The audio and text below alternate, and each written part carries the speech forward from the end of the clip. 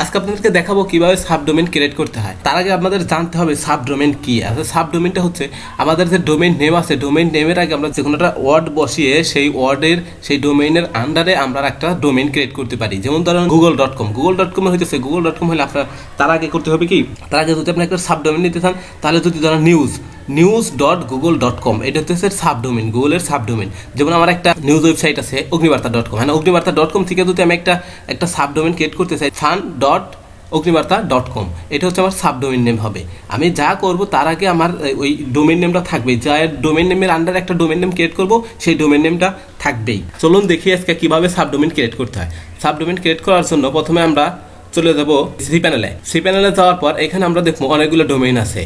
এই যে ডোমেইন, এখানে আমাদের যে ডোমেইন আছে সেই ডোমেইন, তারপরে অ্যাড অন ডোমেইন দেখতে পারবো, তারপরে এই যে এখানে আছে সাবডোমেইন, আমরা সাবডোমেইনে ক্লিক করব। সাবডোমেইনে ক্লিক করার পরে আমরা আমাদের ডোমেইনটা ক্রিয়েট করতে পারবো।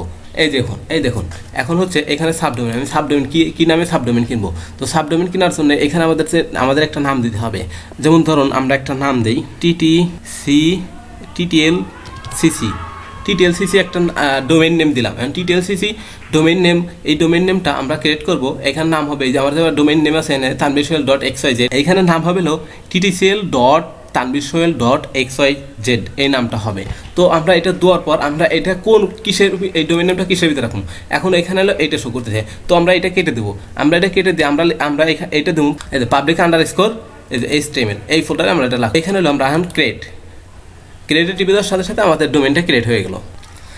এই দেখুন সাকসেসফুলি আমাদের ডোমেইনটা ক্রিয়েট হয়ে গেছে। আমাদের ডোমেইন নেমটা হচ্ছে এই যে ttLCC.tanbirsohail.xyz, এটা হচ্ছে আমাদের ডোমেইন নেম হয়ে গেছে। এখন আমরা আমাদের সি প্যানেলে ফিরে যাই। সি প্যানেলে যাওয়ার পর আমরা যদি এখন যাই, আমাদের যে সাবডোমেইন আছে সাবডোমেইনে যাই। সাবডোমেইনে যাওয়ার পর আমরা এই যে এখানে নিচে দেখতে পারবো, এই দেখুন এই যে ttLCC.tanbirsohail.com.xy, এখন এটা আমি ক্রিয়েট করছি। ক্রিয়েট করার পর যদি আমি এটা ডিলিট করতে চাই, যে আমি সাবডোমেইনটা ক্রিয়েট করছি, আমার সাবডোমেইনটা প্রয়োজন না, আমি ডিলিট করতে চাচ্ছি।